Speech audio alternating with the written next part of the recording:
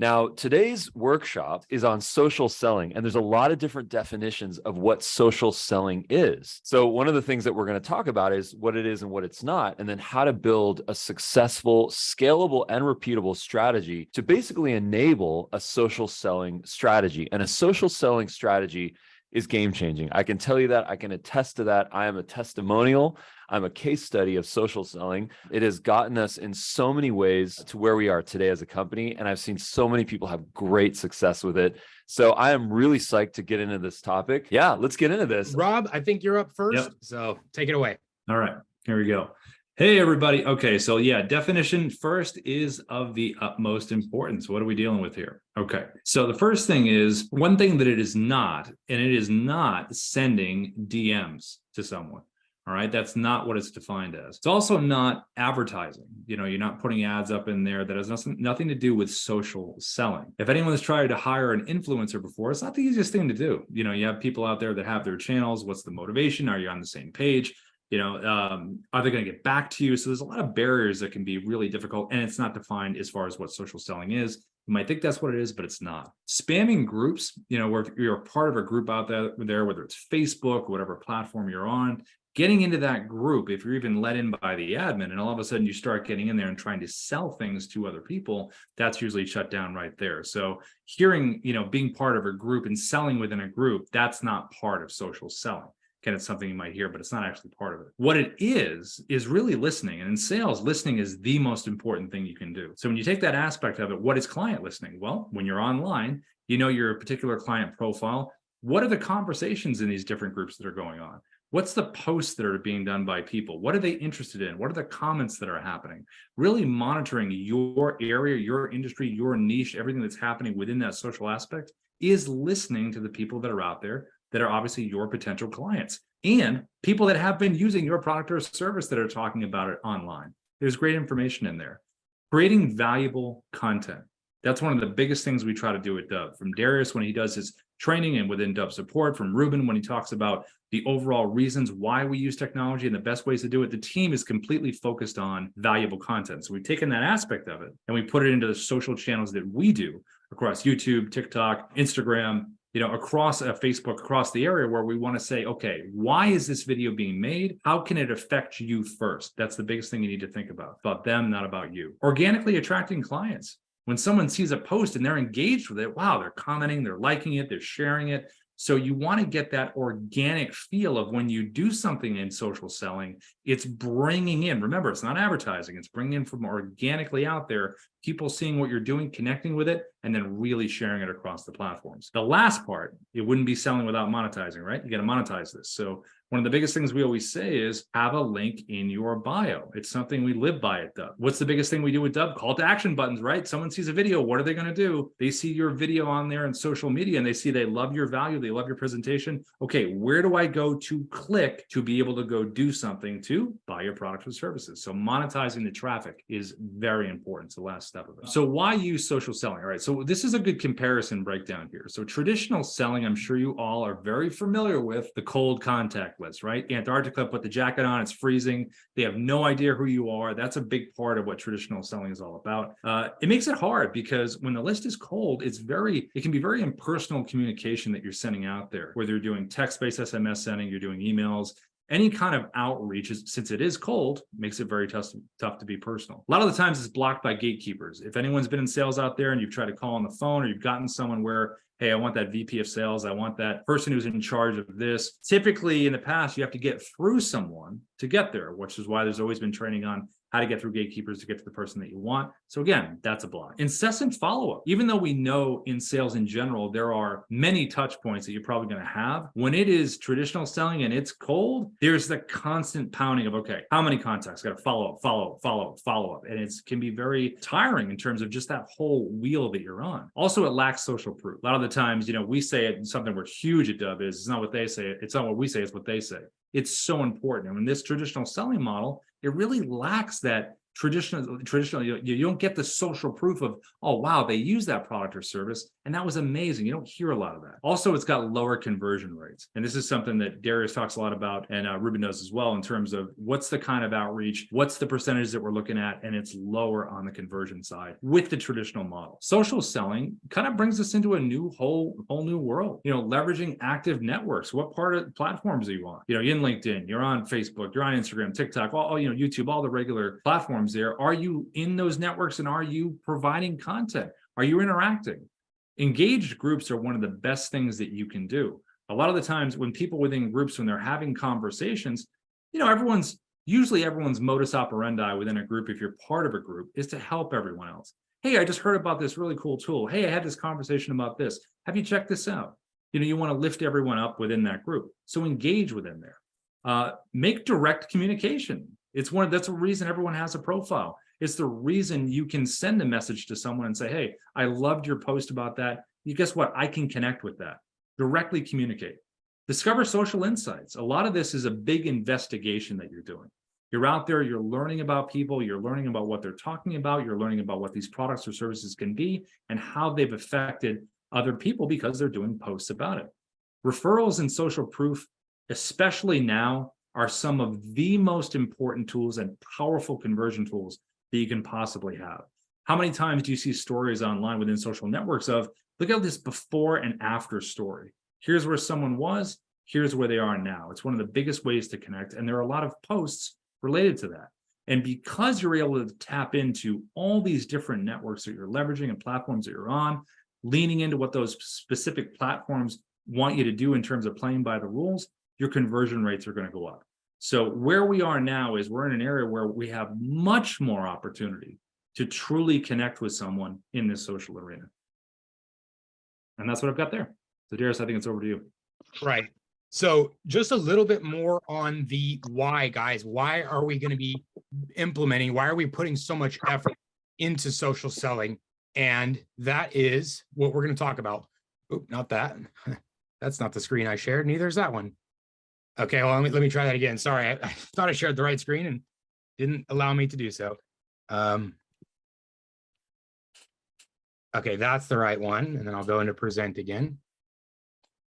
So one other thing that Rob mentioned too, sending DMs, this will be part of the process of social selling, but specifically sending cold DMs. Like that's what everyone thinks it is going on social media and direct messaging people their services and products are offering. It's not that, but it is part of it. So I just wanted to clarify that. And then we covered the whys here, the benefits and the sort of limitations of traditional sales versus social selling. And again, these are going to overlap. We're not saying don't do traditional sales methods, but we're saying that here's some benefits you can achieve using social selling versus the sort of limitations in traditional. And just some stats here, guys. We're very numbers driven. I'm very numbers driven, and I always need to see the research and know that there's been research done. Like, why am I doing this? Because 45% of people selling on social media, they have more opportunities. 78% of people selling on social media outperform their counterparts that don't use social media. So if I knew that 78% of my competitors were outperforming the people that aren't doing it, that right there is a reason enough for me to want to invest in this channel. So just again, I'm very numbers driven. Maybe some of you are as well. So it's not just sort of like, oh, here, maybe these things are interesting, but no, there are very specific stats. These things have been measured, right? Sales teams are constantly measuring the efficacy of their efforts. And as a result, 78% of them outperform their counterparts. And 51% that are using social media for selling are more likely to reach their quota. So again, if you're in a sales role, even if you're working for yourself, you should have a quota, you should have goals. And we'll talk about that in a minute. But using social is going to help you achieve those goals. We're always promoting the omni-channel approach, which is, direct sales, traditional sales, but social selling is another pillar, another pier of that strategy. Now, specific channels and platforms.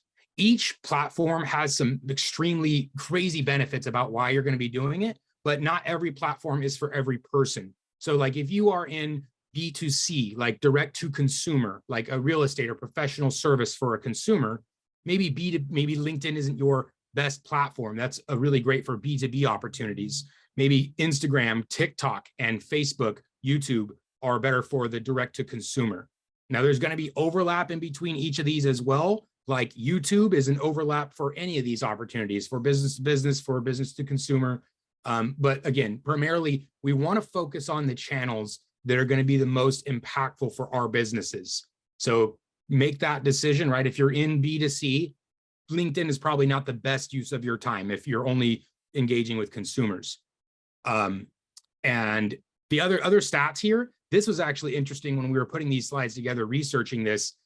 For example, TikTok, if we're not on TikTok yet, it actually beat out YouTube for top consumer spending. So people spent more money on TikTok than they did on any other social media platform.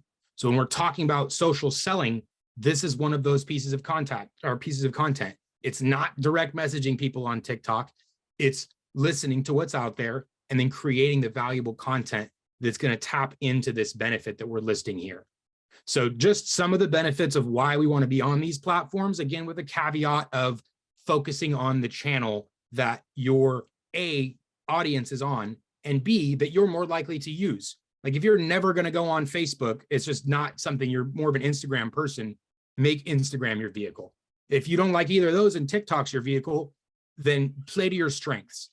And so like, again, if you're never going to do a TikTok video, you're like, nope, that's not for me, then focus on the channels that, again, you're going to be more naturally inclined to engage in, and also that your audience is there for. And speaking of audience, I had the assumption that TikTok was just for kids, essentially, right? And that's not accurate. That's not true. There's people of all age groups, all demographics, all income levels on TikTok, and people are driving sales there. So we actually do the omni-channel. Again, like I mentioned, we're on all of these platforms. We post content on Facebook, LinkedIn, Instagram, YouTube, every single channel. Now, that may not be the best practice for you, given your specific business instances, like real estate.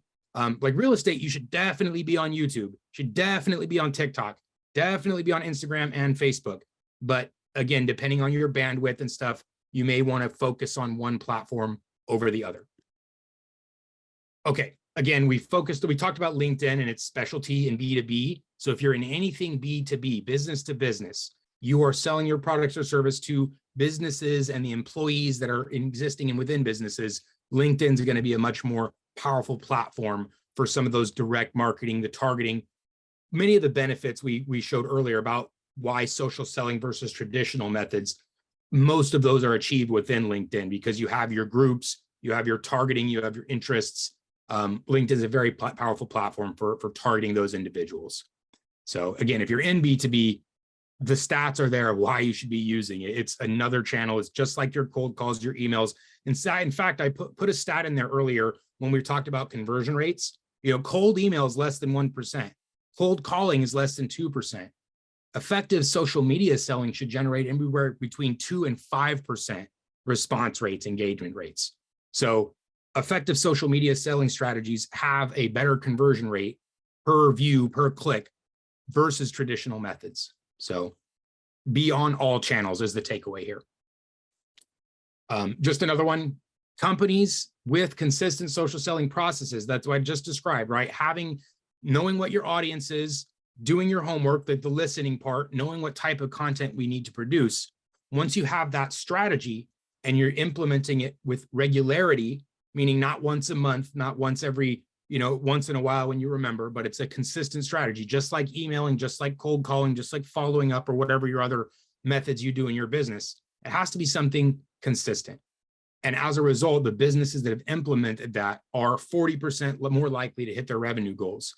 The companies that are not on social are falling behind, right? They're falling off of the board entirely because they're not hitting their goals. So don't get left behind. It's not too late either. Many of us worry that it's too late. Well, everyone got started years ago. Start now. Start now. We got some famous quotes coming up later, but start now is not one of them. Ruben, you're up next. Nice. Cool. All right. So this is, am I on mute here? All right. So I'm not on mute. How's the audio? This is a new podcast mic here. Does that sound all right, Darius? Yep. Okay, cool. So I'm going to go ahead and share my screen. And the method that I'm going to present here is called the free method. Now, can you all see my screen here? Yes, sir. All right, cool. So the free method, which we have devised fresh for you guys, is it really comes down to these 4 elements. Number 1 is to find your ideal client profile. You know, how many people, please give me a 1 in the comments or a thumbs up in the emoji reactions if you have gone through the rigorous process of figuring out who your ideal client profile is. Just to give some context, we went through this process and it was grueling. It was a really challenging process. It was a spreadsheet and we kept adding questions of every single possible criteria that makes up who potentially our target audience is. And we sort of started to put in certain metrics and we started to realize that we leaned towards certain buyer types, towards certain profiles, demographics, psychographics, like all these elements, all these criteria about these people made us realize that there is this ideal client profile for us. And it's not just, oh, people that want to buy X or people that suffer from Y or people that have a household income or an annual revenue amount of Z. It's not really about that. It's about, you know, are they willing to be on video? Are they thinking future forward when it comes to technology and artificial intelligence and social media and video? There are certain decision behaviors that make our ideal client profile relevant for us. So I would just encourage that everyone go through the process of, when we say find the F in the free method, it's to really figure out who your ideal client profile is. There's a lot of great YouTube videos on this, and I encourage you to go through that process. The next is to relate, you know, find common relatable ways to connect with other people. Typically, this is, you know, solutions, things that we're trying to solve for our businesses. We all struggle with certain things. We are all trying to maximize our efficiency, maximize our profit, maximize our growth, and decrease our expenses and the challenges that we go through.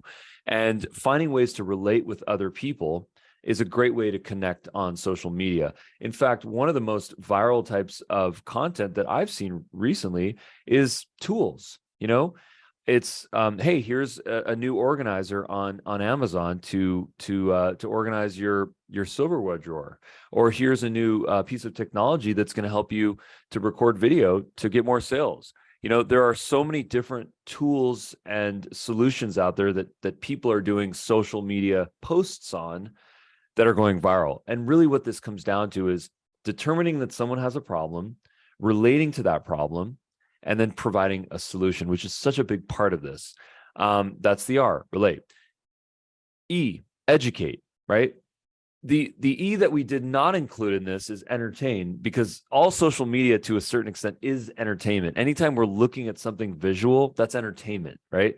So we sort of just combined educate and entertain into one thing, which we call edutain. But education really comes down to, how is it that you are the industry expert, and that how you can provide viable solutions for people, because that is what's going to allow them to, number 1, feel the empathetic connection between themselves and you. And then number 2 is actually find viable solutions that's going to help them.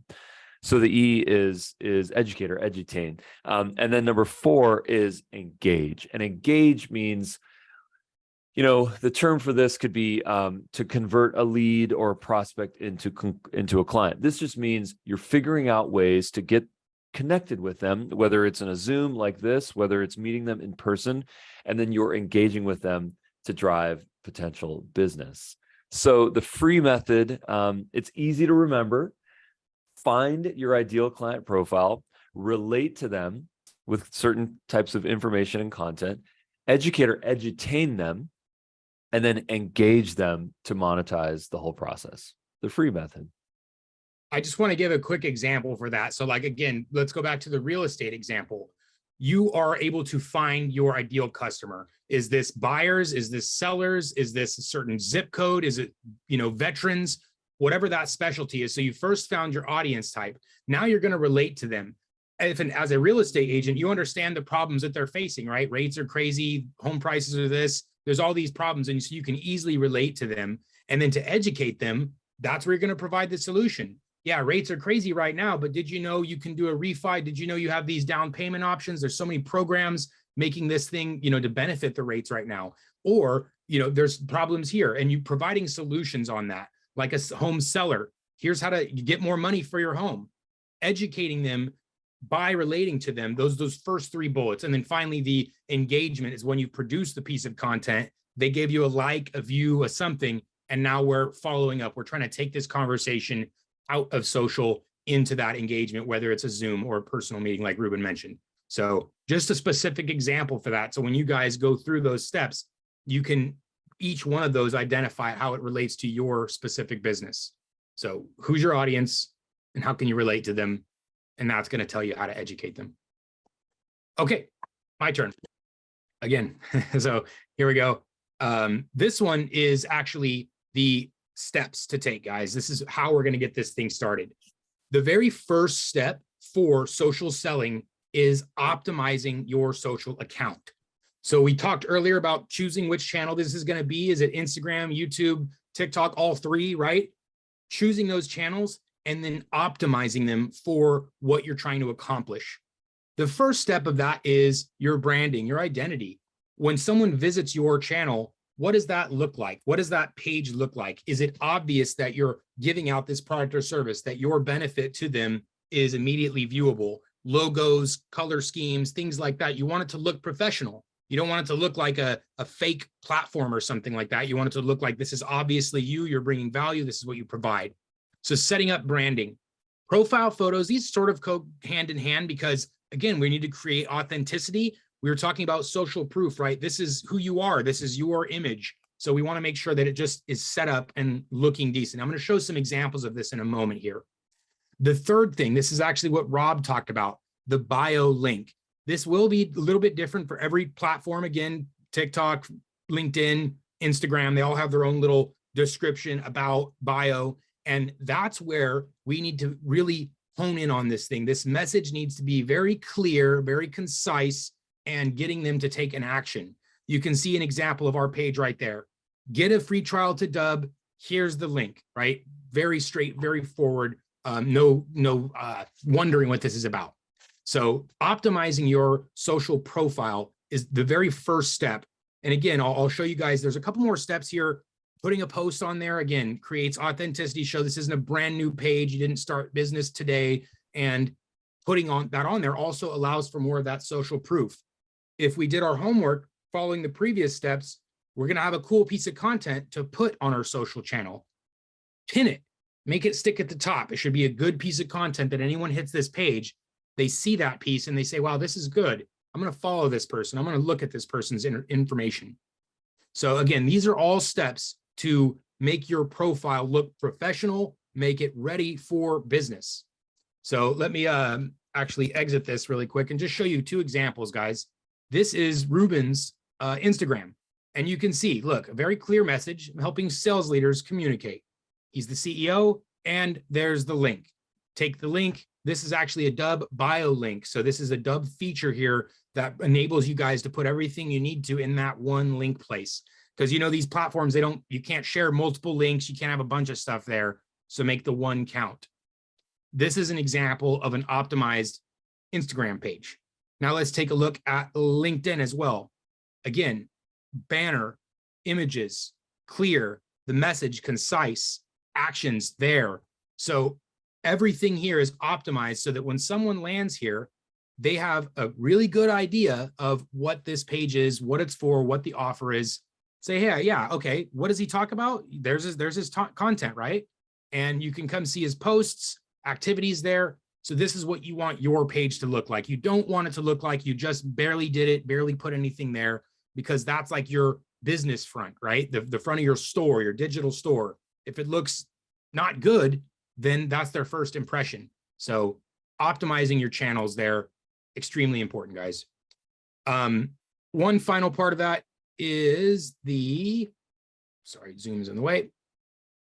Connecting with groups. This is more of a specific thing for Facebook and LinkedIn because they both offer groups, and you guys should be connecting into these groups. So like, for example, Dubb has a real estate group. Dubb has another general marketing group. There is also other technologies. Like if you're using something else, they'll have groups. Real estate agents have so many groups. Entrepreneurs, every different type of business you can imagine has groups on Facebook, on LinkedIn.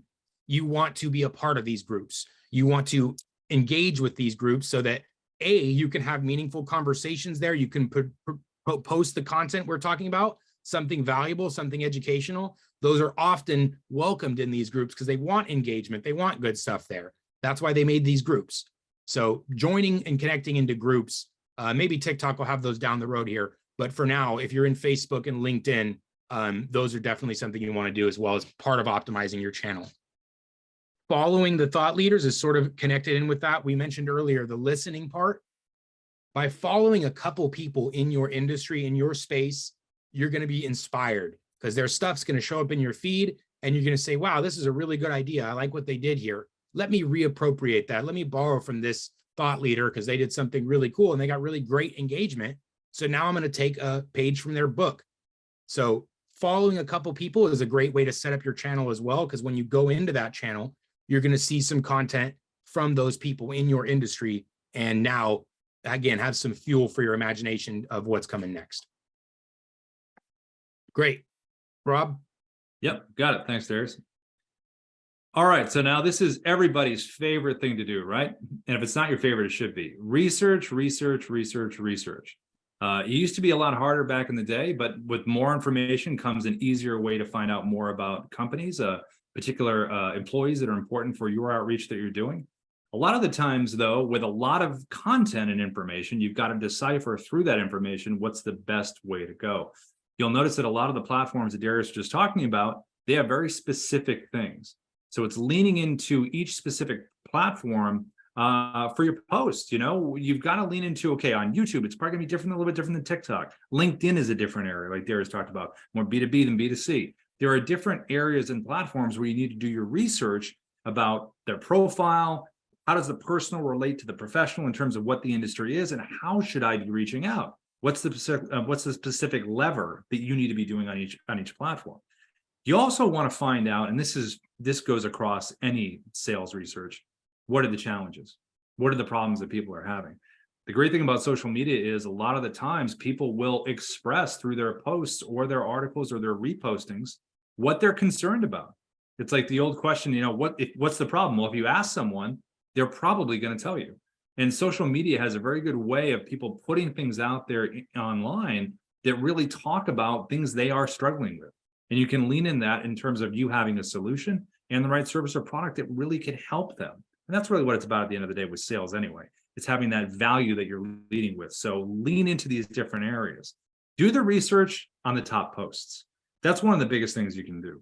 A lot of the times, the leading posts on per platform, you can really find out a lot. And one of the best things is when you see a post that's doing really well, go into the comments, see what people are saying. What are they asking about? What are they really connecting with? Because a lot of the times you can do that and you can reach out with those ideas. You know, someone really commented, I'd love to see this in the video instead of that because I really connect with that. Oh, great. That's a topic right there. So getting into these different platforms and really looking at the posts, the comments, and really leaning into what are the rules of engagement and information on each platform will let you research in the smartest possible way. All right, over to Ruben for content calendar. Thanks, Rob. All right, content calendar. Let's get into this. I'm going to go ahead and share my screen here. Now, the first thing that I'd like to present is this idea about getting ideas from listening. Okay, so what does that mean? If we really dissect that statement, what is social listening? Well, my definition of social listening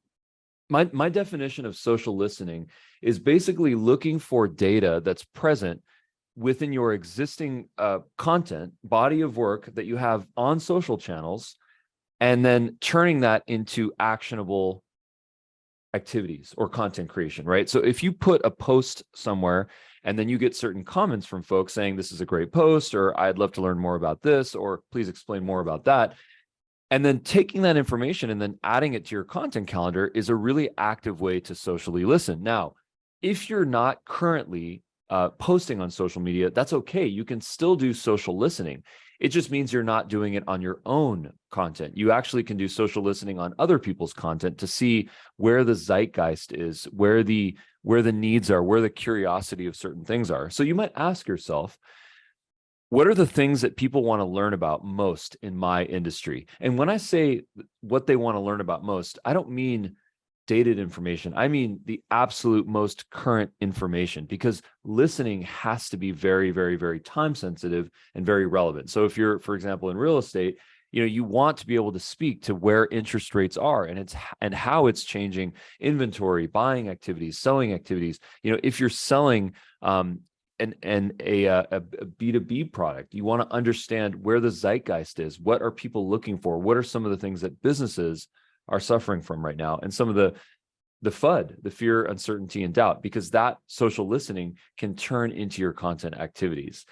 You can also look at the most engaged pieces of content that you've gotten, right? If you have a video, if you have a post, image, video, text, whatever it may be, that has received more engagement than other ones, then maybe you're tapping into something within the zeitgeist, and you should expound upon that. You should actually explore what that means, what people are curious about, ask the right questions, do your listening, and then go into the process. So what I'm going to do is I'm just going to share my screen really quickly and show you an example of what that looks like.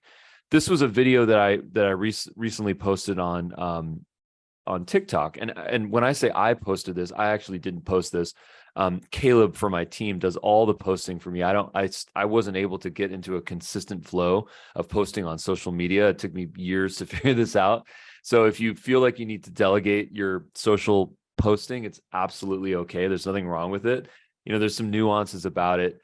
With respect to if someone overseas is going to do it, you want them to use a VPN. You want to make sure that you're posting in US hours or wherever you're located in, and that you're adding the right tags and captions, and you're making it short. There's certain rules here. But anyways, you can notice that this video received, over 4,000 views. And it was really interesting to see that. And I asked myself, why did this video here receive 9 views? So what is it about this one that caused it to receive 4,430 more views than this video?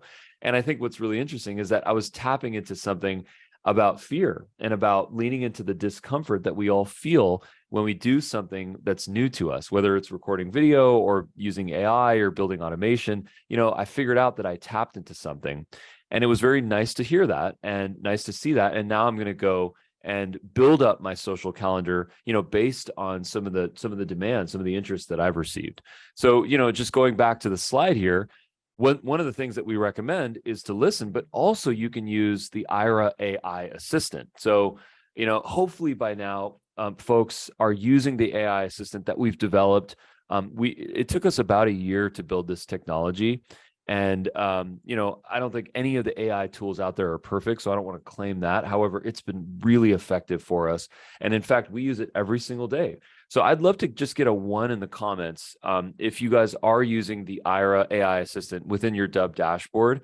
This is available on free trials and all of our paid accounts. So really curious to get that feedback here. But one of the things that you can do is you can ask it certain prompts. You can say, write a social media caption.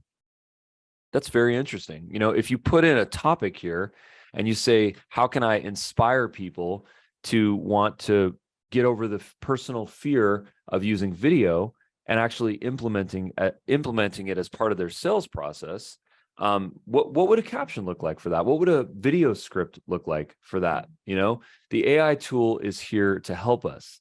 One of the things that I always would recommend here is to write your script and then add the human intelligence to it. And that's actually the third bullet on this slide, which is make it your own, add your HI, of course, standing for human intelligence, because AI content is good, but it's really just a cure for writer's block. It's not a replacement for your writing. It's not your new ghostwriter. We're not there yet. People will smell it. They can sense it. There's a slide that discusses that in just a moment here. So I would recommend that people kind of go through this process of socially listening. What is the zeitgeist telling us? And then based on that information, figuring out how we can devise a content calendar. Remember, you can use AI. You can use the Aira assistant to help you to write your your captions, to help you write your video scripts. And of course, we recommend that you use the teleprompter. And then of course, always add the human component to this. So thanks for listening. Right. So this next one, we have a little bit of fun here, guys, because it's a very famous quote, but we changed a little bit. So let me share here. We were trying to really stress the point that, you know, the famous quote you guys probably recognize: if you fail to plan, plan to fail. I'll just say, look, if you fail to plan, you'll be a loser in the sense of you're losing sales, you're losing out on opportunity, and you're losing your ability to grow your business. So when I say planning, that's what the slide previously was about, a content calendar. And there's going to be a couple slides after this, because if we're just going each day wondering what's going to happen next, and it's going to be very time consuming. It's not an efficient process where every day you have to go in and then do the research and then try to plan something and then try to execute it in that same day. That's not usually what we're recommending. You can do that. It's a combination of what we're going to recommend ultimately, but the best part of this, or the best process for this, is to make a plan, to make a content calendar. And that's what the previous slide was the content calendar. So with all the previous slides, it was about what should be this content. How are we developing this content? What is it going to be, right? We're going to be educating our audience that we've connected to, that we've researched. That's the type of content. And now you're going to make a plan instead of just saying, okay, well, on Monday, I'll wake up Monday and figure out what I'm going to do on Monday.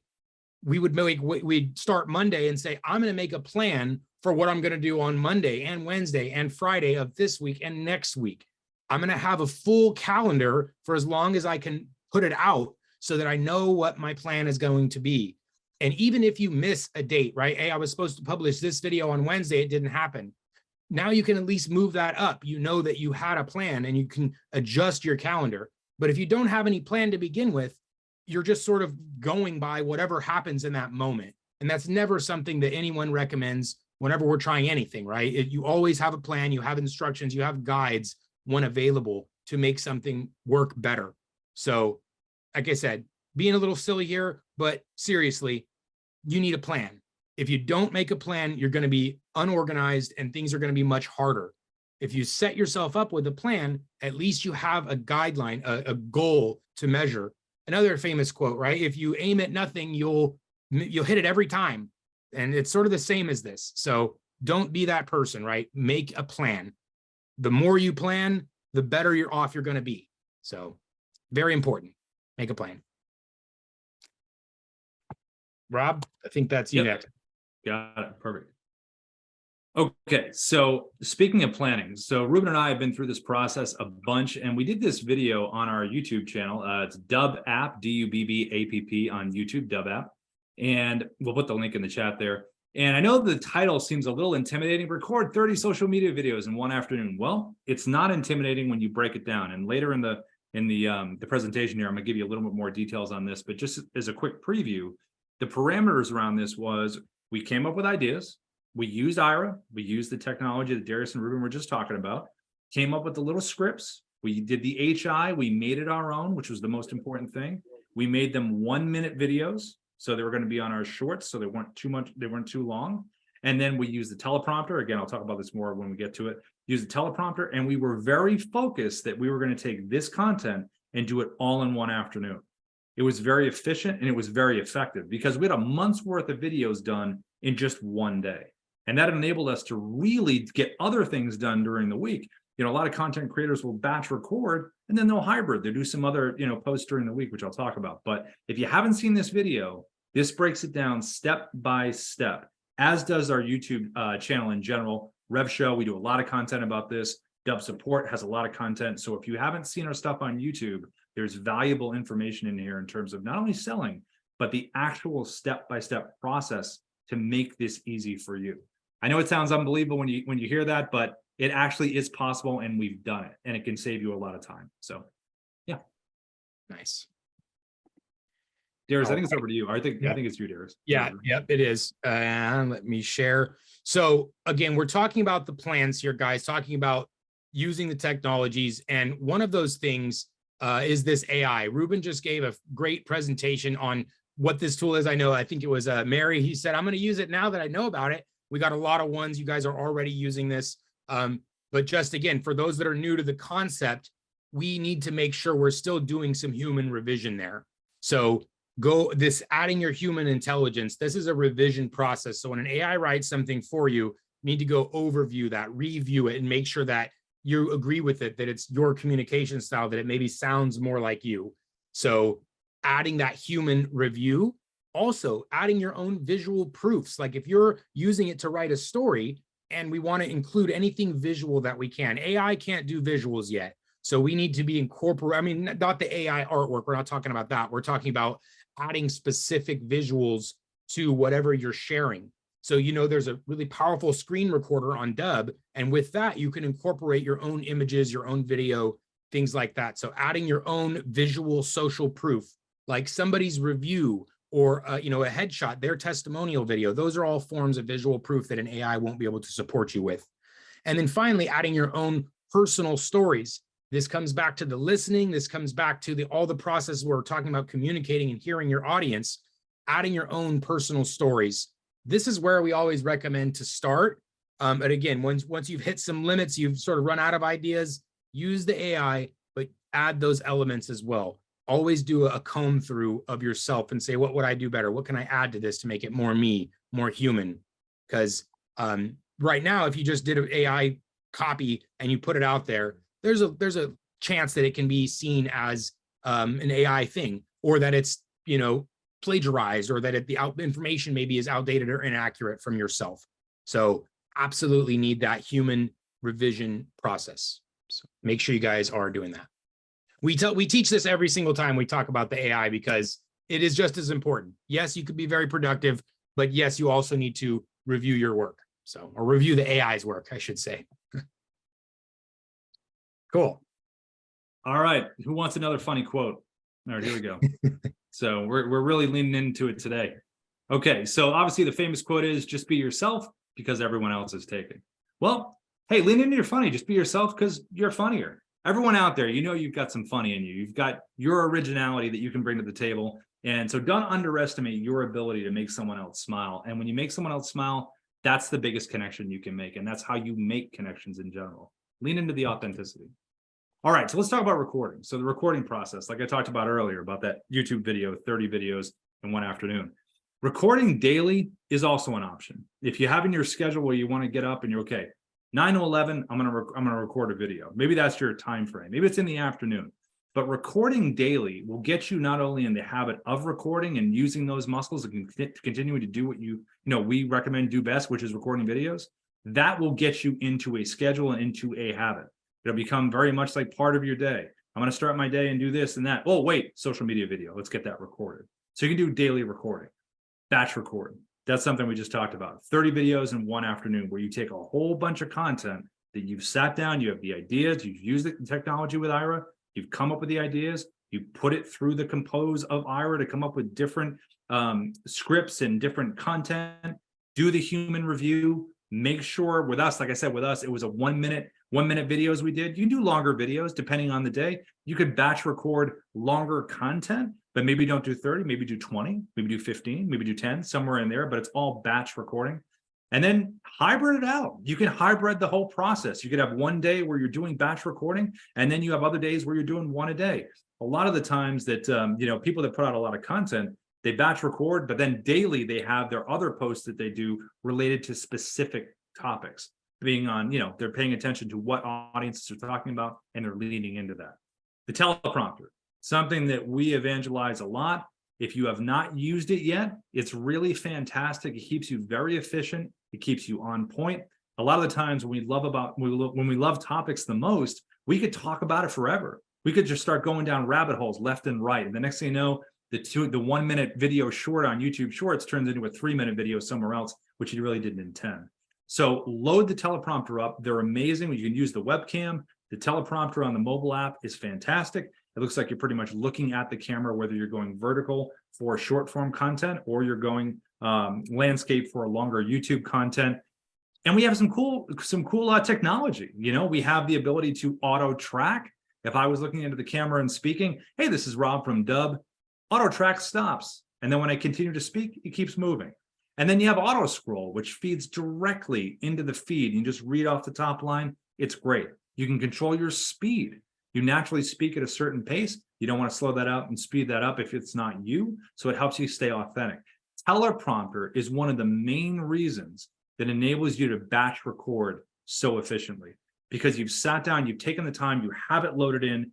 If you're messing up on something, you mess up on the teleprompter, you mess up a word, big deal. It's still right in front of you. All you do is put it down and you go again. You're not searching for anything. You've already done that work. So if I was going to say there's one huge aspect to truly staying consistent, it's using that teleprompter and letting the technology that we have really get you there. It's kind of like training wheels, guys, on a bike. If you've never ridden a bike before and you're getting on a bike as a kid, the first time, a lot of people started with training wheels. This is exactly like that. The teleprompter is very effective for helping you get over that. Man, I have this script I need to say, and I don't know how to memorize it. If you've never memorized something, that can be a little bit of a challenge. And so cut off that challenge. Don't make that a challenge anymore. Use the teleprompter. And even us, like I've had years, literally years and years of practice of memorizing, recording videos. And even I will still use the teleprompter every once in a while. Like it's a new script, it's very long, it's a sensitive timeline. We got to get these things out. Perfect use of the teleprompter. So just make sure you guys get that skill down, because it will benefit you to increase your volume, to increase your output. Because I know when I've tried to do things from scratch, I'll either do them so many times where I finally memorize it and then I get it out, or I'll just use the teleprompter. So depending on how much time you have, I would say definitely use a combination of both, as I do. And the last thing, Darius, too, real quick about that is when you're writing these scripts, like we talked about using Ira and then doing the human review, remember, it's coming from you. Even if you wrote your own script, these are your words. It's not like you're taking something else and not making it your own. Making it your own is the biggest part of it. So when you're reading the teleprompter, it's still coming from you. So just get that. Sometimes there's a misconception about, I don't want to sound robotic. It has nothing to do with it. It has everything to do with you just evoking and bringing out all the messaging that you want through how you're reading it. And practice will get you there. And that's it. And then write your script as you would say it, add words that, that's a very human thing to say, and if you didn't put that in there, you're just going to read it more robotically. So you will want to read it through before you record and make sure you go back and add any words that you're adding there naturally. So make sure it sounds like you're speaking. Cool. Here's another one. Hopefully maybe you guys recognize this quote. Yeah, this one was fun to do. Carolyn, hopefully this one is also a good looking shot here. Talent borrows, genius steals. That's Albert Einstein, right? And I think it's so relevant now because, what is AI actually doing at the end of the day? It's done a magnificent amount of research about all the information that's ever to exist in humanity, that obviously it has access to on the internet, and then it uses its own artificial intelligence to make certain decisions. So when you put a prompt into an AI tool, it's not actually going and reading Google and then summarizing it and then spitting out the results. It already has the information within its storage capacity, and it's literally figuring out ways to respond to you or writing certain things in near real time. So this is why they call it, intelligence as opposed to a search engine assistant. So the quote that I wanted to share here was, talent borrows, genius keeps it real. So let's be talented and let's borrow certain information from the AI assistants that are out there. I'm talking about email subjects. I'm talking about email copy. I'm talking about video scripts. I'm talking about social media captions. I'm talking about LinkedIn direct messages. I'm talking about YouTube video scripts, cold call scripts. The sky is the limit when it comes to using the Dubb Ira AI assistant, which I'm actually going to show in just a moment here. But just remember, talent borrows, genius keeps it real. Let's take a look at the assistant here. So the first thing that I wanted to show was there's actually a couple of additions, and I'm really glad to see that people are using this technology here because it's really state of the art and it's really going to help you. Mary, check it out. Hopefully you like this. But if you notice here, there's a number of prescribed scripts that we've already added. Now, if you have ones that you want us to add to this list, let us know. We'll add them. right? Put it in the chat, send us an email, support@dubb.com, wherever you'd like to share that information with us. Please consider sharing that with us because we want to improve this technology. And if we forgot to include a certain prompt here, then we want to evolve this. Okay. So the one that I want to work on is write a video script on, right? So I did not select the industry. I put my prompt here, and then I put my target word count. This is actually a very new feature here where you could actually specify how long you want this to be. So this is going to be for a social media post. And I decided to sort of generate this. And I'm pretty pleased with what it generated for me, right? Are you struggling to record videos to send to potential clients? Fear, uncertainty, and doubt can creep in, and so on and so forth. So it's pretty good. It's not bad. Is it perfect? Is it how I would communicate this? No, it's not. So what I would do is I'm actually going to go in and I'm going to make certain edits to this script. And then once I'm happy with it, once it's in my own voice, then I'm going to add it to my scripts right here. When I add it to my scripts, then I can actually save this, and then I can view this on the Dubb teleprompter on my mobile app, on the Chrome extension, on the desktop app, even on the website. So there's a lot of different ways that you can take this content, incorporate it into your actual camera device, which is, our webcam and our phone basically, and then record this. When I was recording a video yesterday, I was having a hard time. I had to keep repeating my lines in the beginning, and Rob looked at me and he said, "Hey, Ruben, these are your words. So you're reading your own words." And all of a sudden that sort of opened me up. Now I just didn't feel like an imposter. I didn't feel like I was a newscaster just reading something I knew nothing about. I remember that I actually was intentional and I put the time in to write those words out. And as a result, I can communicate them in a very authentic way. And if I need to put a pause in there, if I need to say or basically or some sort of a filler word, or just look off and just contemplate for just a microsecond, that's okay because it's my delivery and I wrote it. Right. So I would encourage you guys to go through this process, get your scripts written, use AI, make them your own, incorporate them into the teleprompter, and then use those for social selling. Use those for video messaging. One of the prompts that we actually recently added was for LinkedIn. So there's some stuff on here for LinkedIn. Write a sales message for LinkedIn. This is a direct message, right? So for those folks in the house that are using LinkedIn, if you're cold calling, it's a great one here, right? The other thing that I'm really proud of here is our tone. We actually added tone.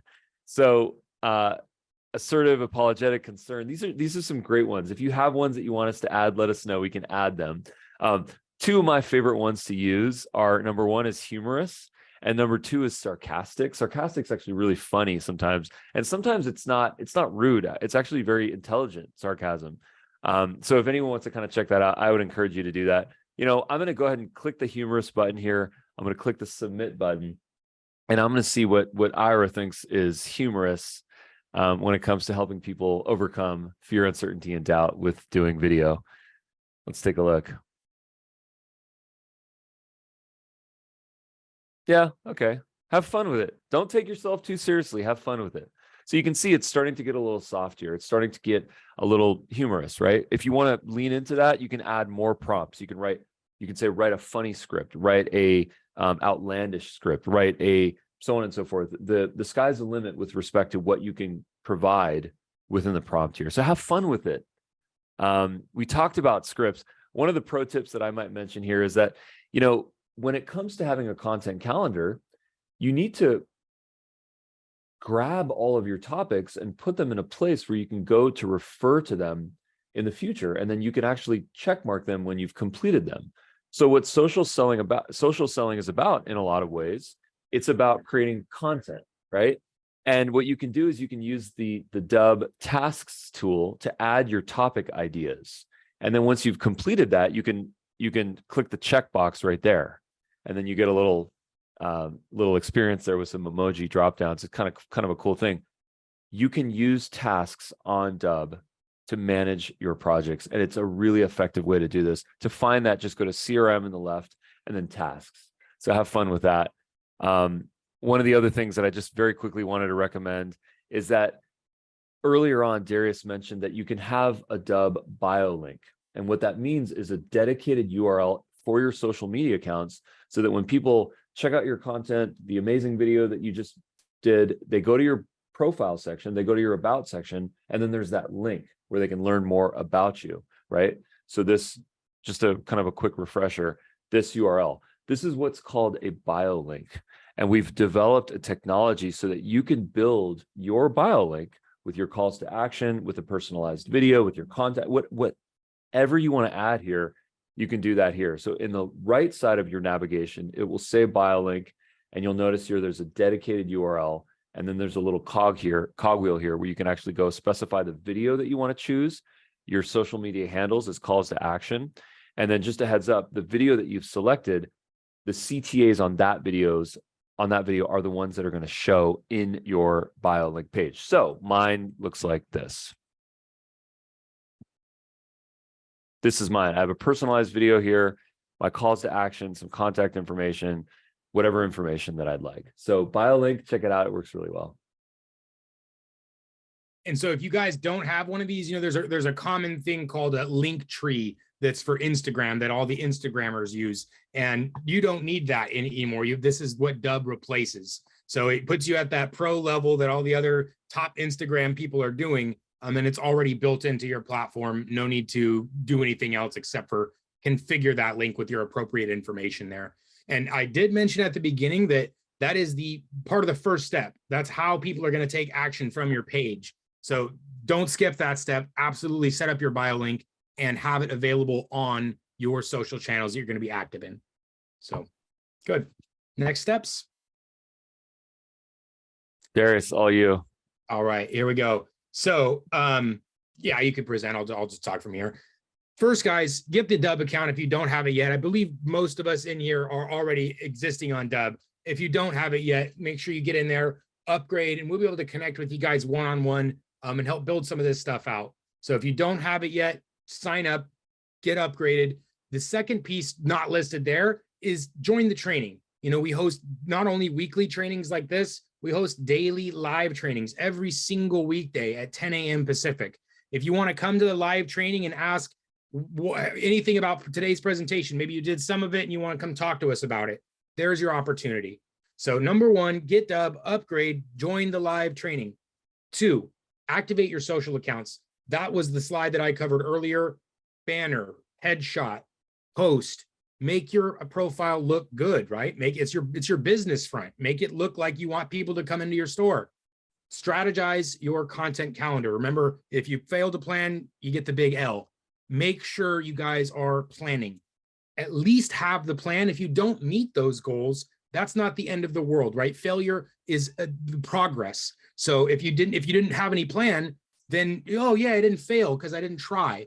Don't do that. Make a plan. Do your best to stick to the plan. The plan in this case is a content calendar. You're going to do your research, pull up 3 video ideas and say, that's Monday, that's Wednesday, that's Friday, right? Just as an example. So content calendar is extremely important. And once you have that calendar, that plan, activate.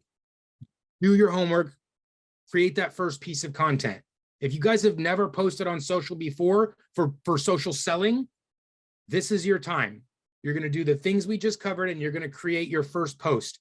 Maybe you want to share with us your idea. You want to email Rob at Dubb. You want to email support at Dubb and say, here, this is my idea for my social post. What do you think? And I might tell you, hey, this is great. Post it. Or I might say, where's your call to action? You didn't tell anybody what to do at the end. Create that piece of content, get feedback on it, collect the data. This means once you've posted it, every platform you're posting in is going to provide data for you. It's going to give you views. It's going to give you clicks, engagement. Who looked at this post? Act on that engagement. If you've gotten no engagement, you can act on that engagement, realizing maybe this isn't my best piece of content. And if it's your first piece of content, you can't make that judgment yet. We have to be consistent. We have to have some level of activity before you can really make any sort of judgment. As a first post, lots of people don't get engagement on the very first thing, like when you first built a website, right? It doesn't get tons of traffic. This is a long-term thing. And I've proven to you guys earlier with stats that it is worthwhile, that when done correctly, it will grow your business. So create your post, collect that data, and then engage, convert, respond to those leads, add them to the Dubb CRM, build a workflow, follow that next step, which is taking them from a social media post into that client obtaining process. For us, it's usually Zoom of some kind, right? A meeting. For you guys, maybe it's a phone call, maybe it's in person, but taking that taking that engagement on your content and converting that now into an action is always the second to last step, because the final one is rinse and repeat. This is a repeatable process. This is not a one and done. This is not oh, I did a post, I'm good for the year. It's a consistent, repeatable strategy that we need to now turn on in our business. And it's just like when you turn on your business the first time, right? However you started your business. We actually started like this. We started by producing content, blog posts, social media posts. That's how we started. We didn't start by directly emailing strangers and trying to build our list that way. That's not what we did. We did the opposite. We did what we're telling you right now. So this is from our experience across, of course, not just ours. I shared with you all the stats, but this is how we've, personally grown our business, a big part of what it is today. And we've seen it time and time again. We've had so many influencers come and be a part of our webinar series, and they've preached this, they've taught it. So we know that it works, guys. And we just need to follow these guidelines to make sure you're not wasting your efforts, right? You're not wasting time doing things that aren't going to be the most effective. And by using these strategies, we've shown you guys how to make sure you're really spear pointing this effort. So, and I wrote a book on it called Click Record. There you go. This book, I'll tell you what this book is not. This book is not a book on how to do social selling or social media or YouTube, because I would never write a book like that, because the second that you publish that book, it's instantly outdated. Because back then when I wrote this, YouTube shorts and reels and stuff like that didn't even exist. I have since updated it. So this book is all about the process, the psychological process, the fear, the uncertainty, the doubt that we all go through when it comes to saying, I want to commit myself to using video, to actually clicking record and building that parasocial relationship with the people on the other side, the people that I do business with. So I'm not here to sell this. I want to give this book away for free. If you want a free copy of this book, please put 1 in the comments and we will follow up with you guys and hook you guys up. Click record. Actually, Russ John's pro Dubb coach, he's actually in one of the chapters in this book. Shout out to you, Russ, if you want to put your link in there. If there's anyone that needs a pro Dubb coach, we've got one in the house, and he's awesome. He's the wizard, as we call him. Thanks again, guys. Appreciate you guys. We're at the 2:30 mark, couple of minutes over, and I just wanted to express my gratitude. Thanks again. We will be publishing this recording. Right. Looks like some people want the book, man. Nice. All right, cool. Right on. Well, we appreciate you guys. And again, if you want to come get some support, come talk to us every single day. We'd love to see you there. We'd love to see your content on social, right? Connect with us. We'll follow you back. We're all friends here, so let's make it work. Thanks, guys. Thanks, guys. Spread the word. See you guys. Okay. See you next Gratitude. time. Bye-bye. I'll stick around if anyone has any questions. Hey, Ruben. Hi. It's Mike Girelli. How are you? Hi, Mike.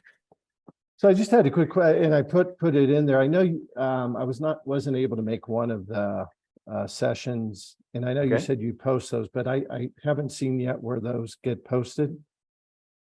Sorry, which session? I think it was the last one last week that you did on the what would have been the 12th. On what was the topic? Let me look. Sorry. No, that's okay. So the 12th. So was that a Thursday or it was, I think it was just it's part of the series. Yeah. That you've done. Let's take a look here. I'll tell you exactly what it was. Storytelling. Well, we did two last week. We did storytelling for more selling. I think that was the one that I was. Okay, got it. And then on the Thursday, we did something specific for Facebook lead ads. Oh, okay. Yeah, no, it was the storytelling one. Okay, got it. Yeah, what we'll do is let me actually get that to you right now. Just if you give me a moment. And by the way, this was great. Oh, thank you so much. Really appreciate it. Yeah. I think this is it. Let's see here. Well, you know what? I'm gonna follow up with you. No worries. I'll make sure I get it. We have it. I think we published it to YouTube. One of the things that we do after these webinars is we sort of trim them so they're not super long. We kind of just take the kind of the filler stuff out and we get it down to hopefully 20, 30, 40 minutes max. But let me just grab your name and I will make sure to follow up with you. Perfect. Thanks, Ruben. Yeah, absolutely. Thanks so much for stopping by. Yeah, thank you. Thank you. Appreciate it. So Ruben, do you have some training specifically on Dubb and LinkedIn? You know, we do. We Best do. practices? Yeah, we do. I think that this is a great topic to explore. I would like to do a refresher on this since you're asking. I think that LinkedIn has changed dramatically, specifically within even the last 3 to 6 months. I've noticed a change. So what I'd like to do is I'd like to actually do a fresh workshop on this and add that to our schedule and bring you in and talk through this, because I'd like to do an updated version of this. We have some older versions of this, but I'd rather show you the fresh one. What I also would like to do is, if you can sort of take me through the process a little bit about what you're going through and some of the goals that you have, I'd like to make the workshop as specific as possible. So yeah, please. What I was thinking about was like connecting to people and following up with people after they connect. And then the other aspect of it is posting videos on LinkedIn. Yeah. Because the only way I've seen to do it is to just like load it into LinkedIn.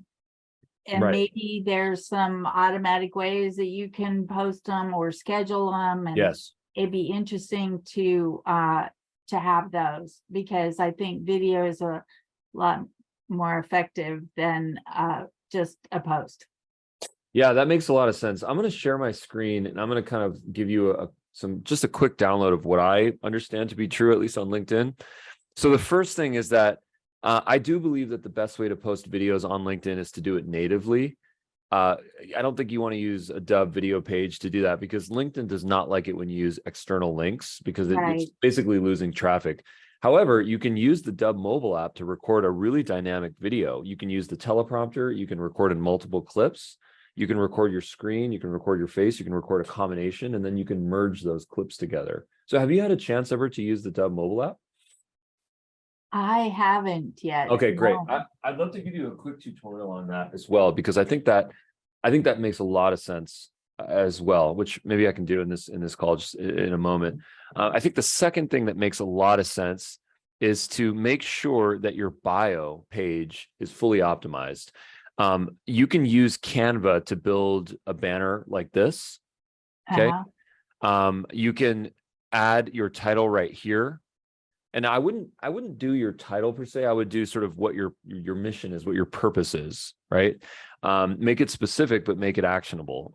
The other thing that you can do is you can add an audio recording of your own voice so that people can hear you. You know, trust is the biggest problem that we're trying to solve on the internet. And when people can hear your voice, when they can watch a video of you, when they can learn more about you, see the human side of you, they're more likely to make that connection. So I do recommend adding your voice to your LinkedIn as well. I think another thing that's noteworthy here is that I added a video to my page. Let me just show that to you in just a moment here.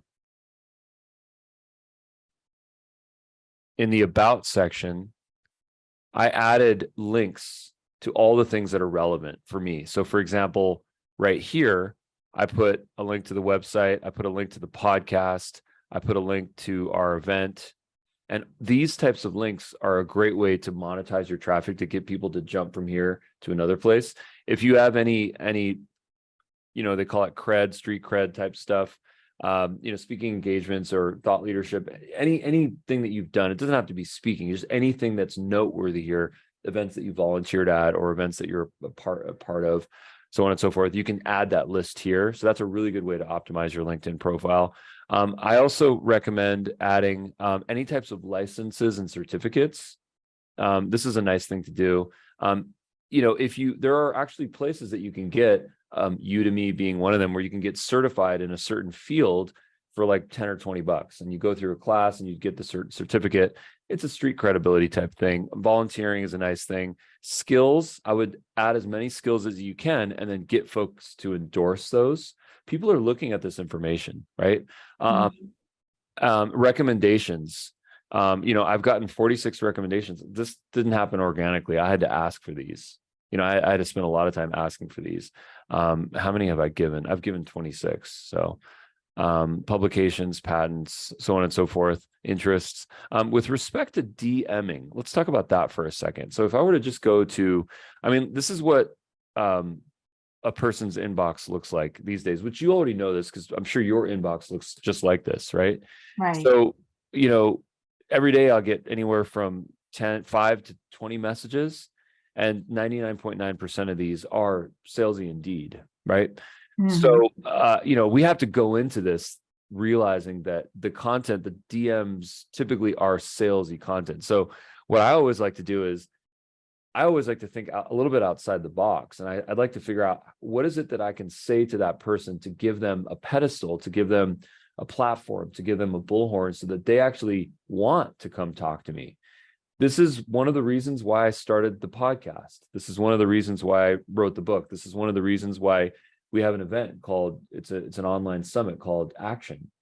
This is one of the reasons why we, you know, interview people and have webinars. It's so that I can have my own stage, so that I can invite people to that stage. And then if business is to be had, that's great.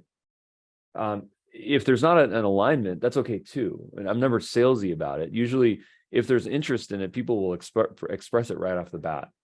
So, you know, you might ask yourself, you know, what is the message that you're saying on LinkedIn, but also specifically is what is your offer and what is the most valuable thing that you can give these folks? People love a stage. This is why I love doing the podcast. I've done 300 episodes and, you know, it's been a fantastic experience for me. In fact, I talk a lot about this on the book. That's my kind of general top level download of LinkedIn. I would love to get your take. I would love to get specifically some of the issues that you're trying to solve. You know, is it purely for prospecting? Is it for business development? What have you seen? What successes? What failures have you had? Tell me more. Right. Well, so like if you go up, one of your messages has a video in it. So, and maybe it's a GIF, but you know, how do you do that? Okay, great. That's a great question. So the first thing, yeah, thank you for that. So the first thing that you're going to want to do is you're going to want to get the Dubb Chrome extension. So you can go to dubb.com/Chrome. Yeah, I got that. Okay, great. So grab this, and then make sure you're logged in. So if you click on it on the top, make sure you're logged in here. And then once you do that, then what will happen is this magic little button will appear right here. This is the Dubb icon, right? If you click on that, now all of a sudden you've entered the world. You've entered the video world, which is integrated into LinkedIn. So you can select a video that you recorded from your phone. You can record a video from your webcam. You can record a video of your screen. You can upload a video that you produced or you edited. You can use the desktop app and record a video here. You can import a video from YouTube. Wow. And then of course there's your activity reporting as well. So if I can just select a video, and if I select this, I can add the person's email. And that's going to give me real-time activity reporting. So when I'll actually know I'll know if they clicked on it, I'll know if they watched it, I'll know if they clicked on the call to action. And then if I click insert video, then what it does is it adds a link here. This is a trackable link. And eventually it's going to appear like this as a thumbnail. So I'm not going to send this because this is kind of random, but this will actually appear as a thumbnail. Okay, good. So you get even, so you can really upload any video and you get a thumbnail. You can upload any video and you get a thumbnail. Yeah.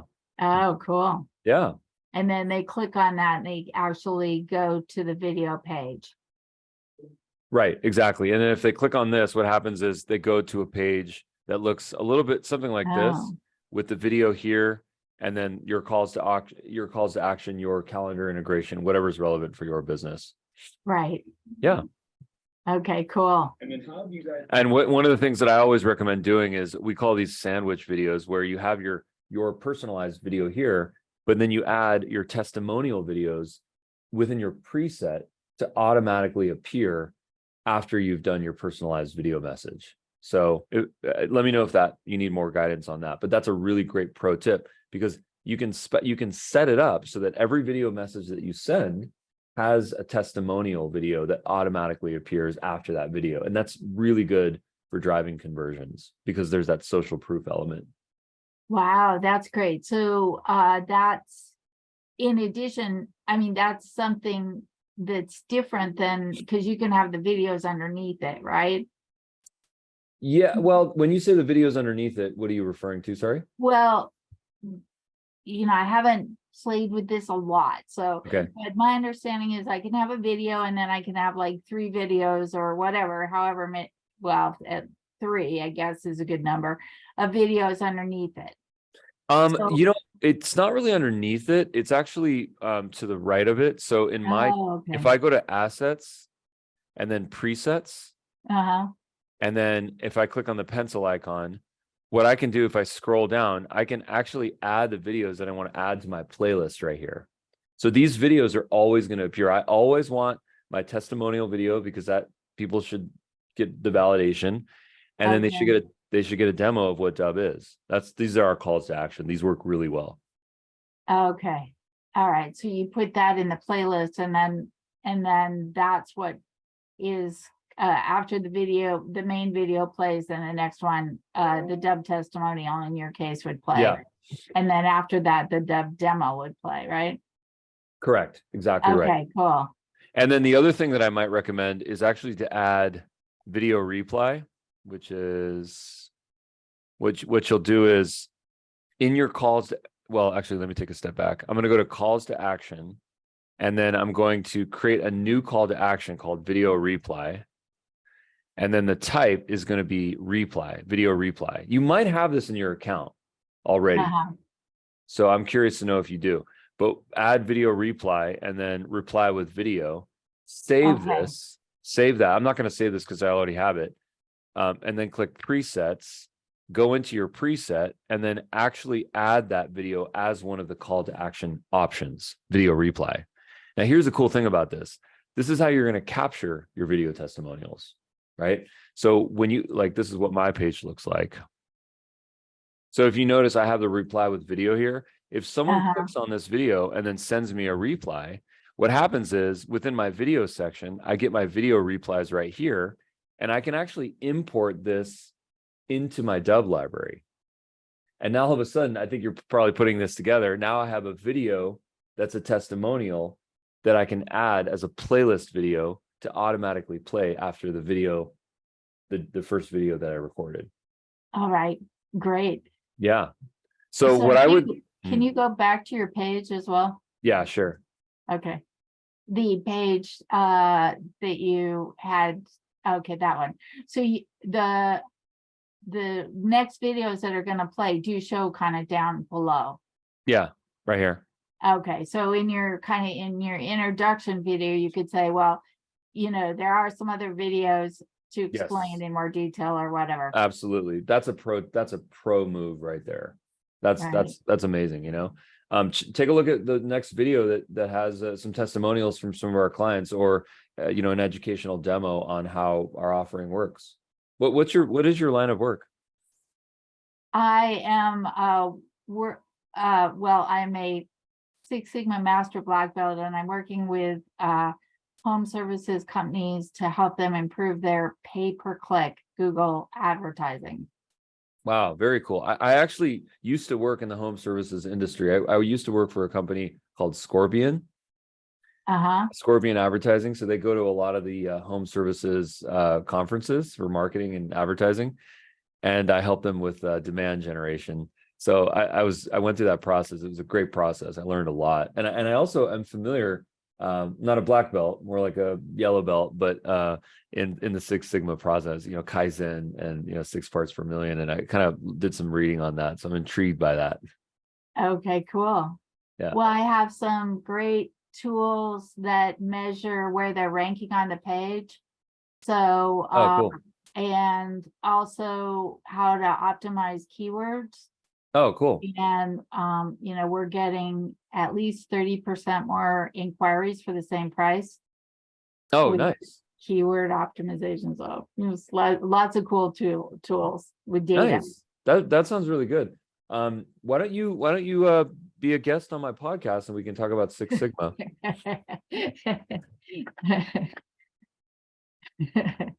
Okay. give me a little bit of time and then I'll have some great stuff for you. Okay, cool. I'll just save this link. When you're ready, you let me know. Okay, cool. It's in the Zoom chat. And then you'll see how I pitch people to be on the podcast and how I engage them and book them in my calendar. Study that. I mean, that's a powerful link right there. That took years to develop, all the nuances on that on the back end. Do you have a calendar engine like Calendly or one of those? Yeah, I use Calendly. Is it configured as a call to action in your account? Not yet. Let's do it. Can I do it for you? Sure. Do you have your Calendly link? I do. It is let me just go grab it so I can I want to help you. I want to set this up for you. We're going to make you a black belt in Dubb. all right. Take your time. Is there anyone else on the call? We have Stephanie, Raul, Javier, John. I'll put you guys in the waiting room. If maybe you guys just stepped away. Anyone else in the room? Okay, I'm gonna put you guys in the waiting room. Oh, one person is gone. Okay. Raul, last chance. 5, 4, 3, 2. Okay, 1. you can get to it. Oh, that's okay, Raul. Oh, Hey, how are you? I'm good. I was about to kick you out. Yeah, no worries. I was like, where's the mute button? Sorry, go ahead. Yeah, cool. Did you have any specific questions? No, I'm gonna be honest, I joined a little late. You're But good. yeah, no. I believe I've set my Calendly link up, but I'm kind of interested to see if I've done cool. it correctly. All right, Carolyn, if you could share your Calendly link in the Zoom chat, please. Okay, I did. Oh, okay. This is okay, got it. This is like It's just directed there, forwarded. oh, okay, I got you. And then John, do you have any questions? Are you with us, John? Or I'll put you in. Oh, hi, John. Yeah. I just, came on or whatever, it was late. I had a meeting, but no, I use schedule once instead of calendar. Great. But, It works the same way. Yeah, it's nice. I like the call to actions and stuff that you can. Do you put on. have schedule once configured as a CTA?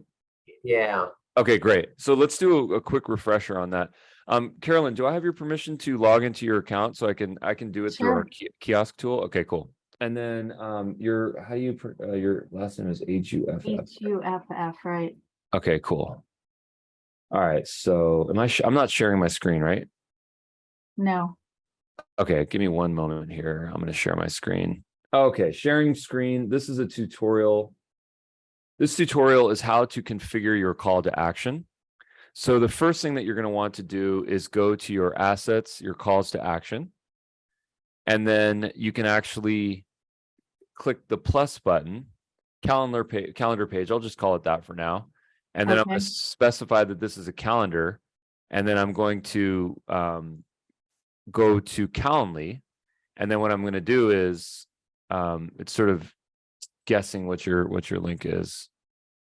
Oh, it guessed correctly. Okay, cool. And then you get to choose what you want it to be. Okay. Any of these resonate with you? Book a time with Carolyn is great. Okay, great. And then save and close. And now you have the calendar page here, right? And that's specified as a CTA. And then what I'm going to do is I'm going to go to your presets, click the pencil icon on your presets. Your call to action is are you sure you didn't set this up in the It past? looks like I did at one time, but I don't know if it works because since then I've changed a few things. So okay. No worries. This is probably good. I'll have to erase the other one.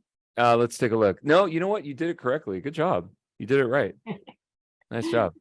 So I'm just going to delete the one that I added because yours is great. So let me just delete that.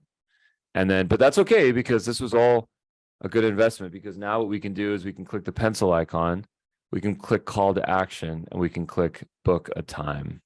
That's the correct one. Yes, book a time. And then I'm also, as mentioned before, I'm going to add video reply, which is a nice one. Cool.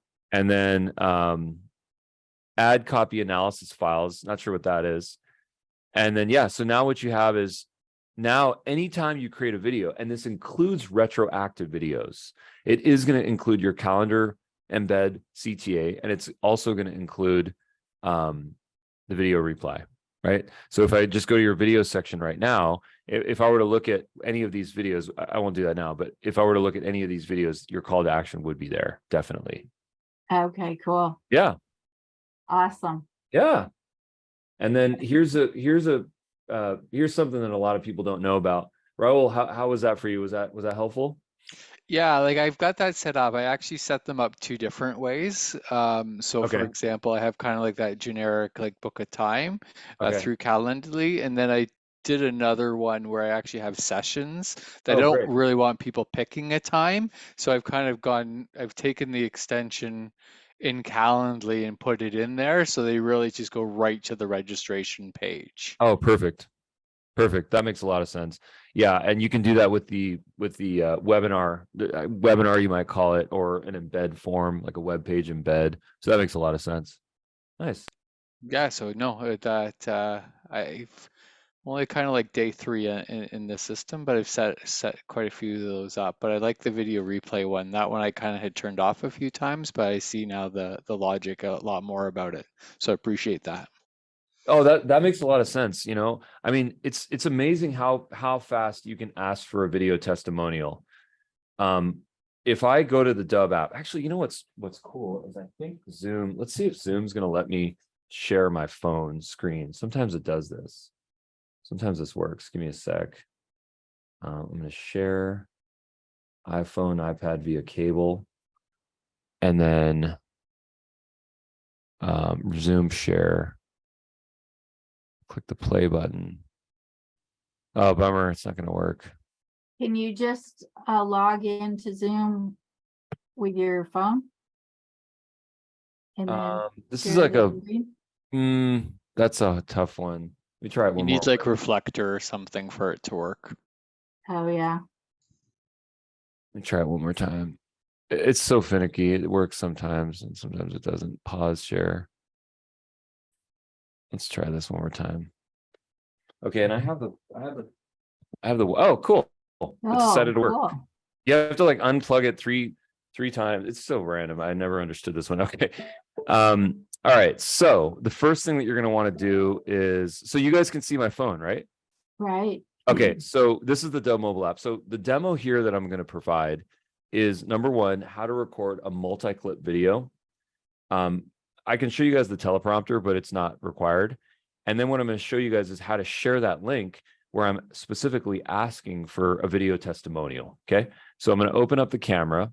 Hi, it's Ruben, and I would be so grateful to receive a video testimonial from you about what your experience has been like using Dubb. Okay, generic script, you can make it better. And now I'm going to show my screen. Here's my book, here's some cool stuff, whatever it is that I want to do, right? Have some fun with it, make a movie, right? We made it really easy. And then I'm going to, I promised to show the teleprompter. This is the teleprompter. So this is kind of a cool thing where now I can read my script. And this is what that looks like. I can increase the size of it. I can auto scroll at a certain speed, or I can use auto track. Are you looking to get high quality leads? It probably is not doing it because of the wire. But after that, then I can record all my clips. I can merge them. And I would be there's my video. I can add some music. I can add, yes, I'm sure. I can add some music. I can add some text. I can add some voiceover. I can hyperlapse clips. I'll just keep it simple. I'm going to upload this video. And the cool thing about this is that now that my preset has video replay already configured on it, this video is actually going to automatically appear. So now what I'm going to do is I'm going to stop sharing. And then I'll share from my desktop. Can you guys see my desktop? Yes. Okay. So now that I've uploaded that video, let's see if it if it uploaded. Boom, there it is. This is the video that I uploaded. And then if I click copy URL, and I'm going to look at this at an incognito window because I want it to appear. I want the public experience here. I don't want to look at it as if I'm logged into my Dubb account. Okay. Yeah. So incognito window is a way to do that. that's the video that I just recorded. And then there's the reply with video. So just think for a moment, what would happen if you sent a video like this? Personalized is better for each and every client that you've ever worked with, asking them for a video testimonial where they can just simply click this button, turn on their webcam, and they're recording a video for you. And then you take that video testimonial once they've recorded it, and you go to your video replies, and then you import it. Hi, Rob, come on in. And then you simply take that video, you import it into your Dubb account. You can also download it. And by downloading it, you can add it to your Facebook ads. You can add it to your website. You can, one of the things you can do is any video that's on your Dubb account, you can actually take your video and you can embed it on your website. So the embed tab is right here. And this little script here allows you to embed this, very similar to how you would embed a YouTube video. So the sky's the limit here. You know, we love video testimonials. We love them, and they're so good for business. Cool. Yeah. Dubb.com/T as in training. I put the link in the chat. I would encourage you to, you know, come and meet us there as much as you possibly can, because, you know, we love to get questions. We love to help people. All right. Awesome. Well, as you can see, I haven't used it very much, but I'm planning on it, definitely. Good. Send me a video email, Ruben@Dubb.com. I'd love to hear from you. I'll give you some. Okay. All right. Thanks. Thanks. Thanks. Raul, you good? Yeah, I guess for me, I'm still trying to figure out kind of the types of videos and stuff. So I'm a mortgage broker in Canada, so it just kind of, so it's kind of similar to real estate, but it's slightly different. Yeah. So I'm still trying to figure out most of the stuff, the videos I've kind of done have been kind of, well, I shouldn't say most, I haven't done a lot, but I've imported stuff from YouTube and other and Zoom and stuff like that. But yeah, still like because I watched something, I believe it was earlier today, on the automation and everything, and I was like, okay, that's really cool. I'm like, I'm just still kind of wrapping my head around how is that going to work for me and stuff like that. And then how do I kind of I watched the videos on the thumbnails and stuff, because I did send out one video and I saw a lot of people open the email, but they didn't open up the video. So obviously, you know, I didn't draw people in there. So kind of some tips and tricks on that. So yeah, that makes sense. Right. Yeah. Here's my quick take on this. You know, I think for mortgage, I think one of the best things that you can do is share what you see on your screen and, you know, build that trust, show people what the rates look like, what the headlines are, you know, what the realities are. If it's specific to them with respect to a term sheet or some sort of a proposal, you know, share your screen and show that. Do walkthroughs. So the Dubb desktop app is a really easy tool to use, PC or Mac, and you can share a quick video. It's very, very efficient. You can use the teleprompter if you want. You can use annotations. You can circle things and put an arrow and things like this, show your mouse clicks. So that's a very effective way to create video content. The other thing I would do is, you know, if you want to get more people to click on the video, add as much personalization as possible. So in the Dubb mobile app, one of the features that we have is right here, this little icon. It's called the whiteboard tool, right? This little whiteboard option, what I can do is I can actually add someone's name here. So I'll show you what that looks like. And then now that I've added that, I can actually record that within a video. So I can say, nice. Hi, Raul, how are you? Is that mirror imaged for you? I know it's spelled right. It's correct. Okay. Yeah. When I see it, it's mirror imaged. Yeah. So now I can personalize this video for you. And you know, if the other person sees their name, I would be curious to know, you know, what the video is about. You know, waving, smiling. A lot of people forget to smile. Yeah. And then the personalized name. I think those are really good ways to get people to open your stuff. Also, you know, spend a couple of bucks on your background, on your setup. You know, not too much, some lights and whatever's good, whatever works for you. A nice bookshelf and, you know, stuff on the wall, whatever's good for you. I would also recommend doing that. Yeah, I have a green screen and stuff. Oh, perfect. Yeah, and I got some decent lighting and stuff like that. Great. So it's that part I'm kind of okay with. I do find I do have to change my chair whenever I record a video, because I guess with the green screen, I got you. Yeah, it's like I got you. I got you. It looks a little weird. You know, I have a celebrity right next to me. His name is Rob Botts. and he actually recorded a video completely using green screen, which is, where is that video, Rob? I can't take credit for the green screen. I can only take credit for standing in front of it. Is it this one? No, you gotta go down. No, it's the one with the world behind me.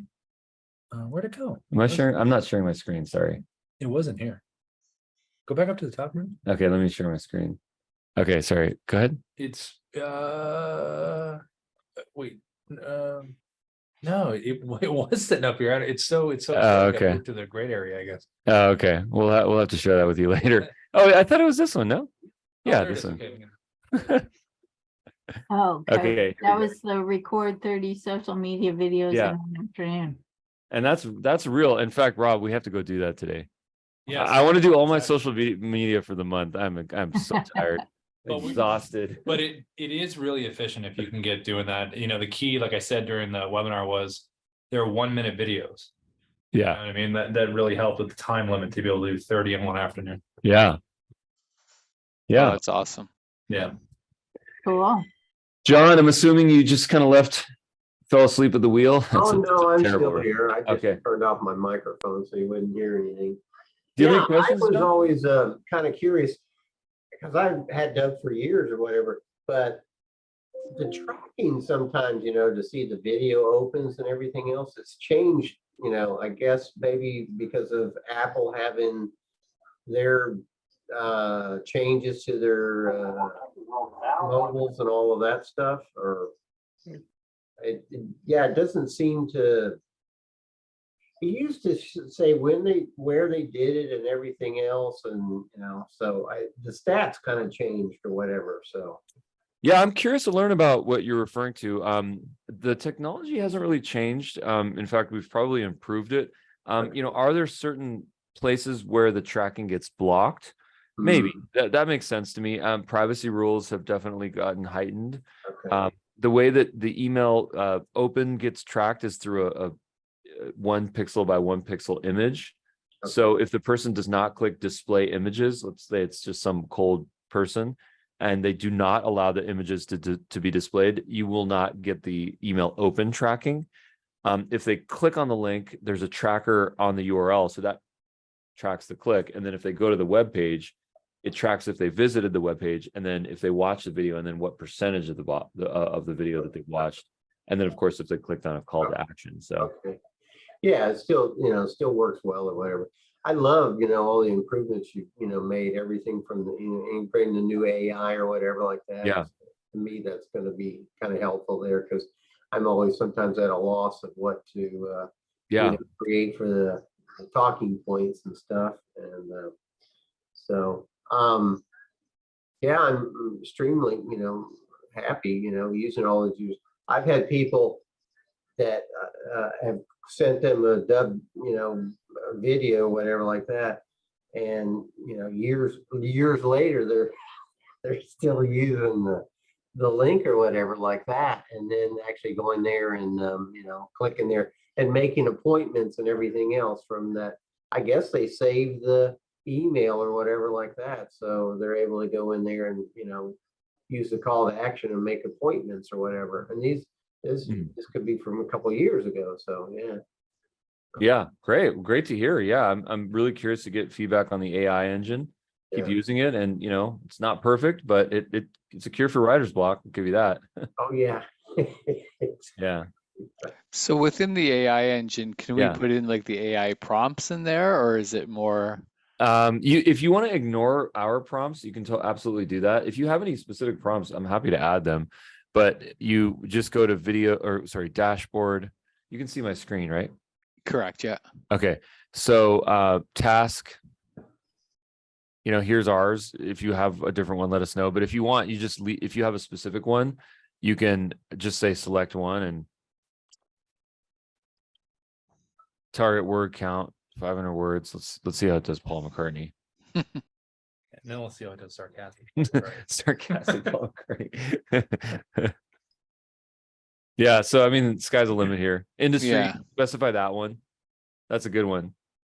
And then tone is, I'm still learning tone, actually. I'm still learning what's humorous to it, because sometimes humorous just means lighthearted. or jovial. It's not funny per se, but sometimes I like it, you know? Or it can be literal about being funny. Like that's just super funny. It'll say Yeah, it's yeah. funny. It'll say the word funny. So, I woke up this morning with a feeling inside. Let's dance all night. Yeah, there it is. So I can write songs too. I find with these two, like what we do is, I haven't used this one too much to be honest, but we Yeah. take whatever it puts out and then throw it into Grammarly Oh yeah. and to do the plagiarism check. Oh yeah. I mean, there's Grammarly will integrate into it. I think hopefully you can see this on the bottom right. Oh, okay, yeah. Yeah, so you can actually do it right here. I've never used that AI check. I don't have a paid account on Grammarly. So Grammarly has an AI checker, like an AI plagiarism checker. Yeah, exactly. Yeah. So like in fairness, if you take something from your website and paste it in there, like it should show up and refer back to your website. Oh, that's great. Let's take a Yeah, look. I think it is only on the paid account, so I don't know if it's on the free account. Okay, let's take a Yeah, look. because I guess what I was told is you want your plagiarism number down to about under 10% for Google to kind of recognize it when you're writing blogs and stuff. Oh, I got you. Okay. That's what I understand. Like, if I'm wrong, I apologize. No, that's great. We're all learning together here. there's gonna be a lot of learning over the next couple of years as things evolve. Yeah, it's crazy.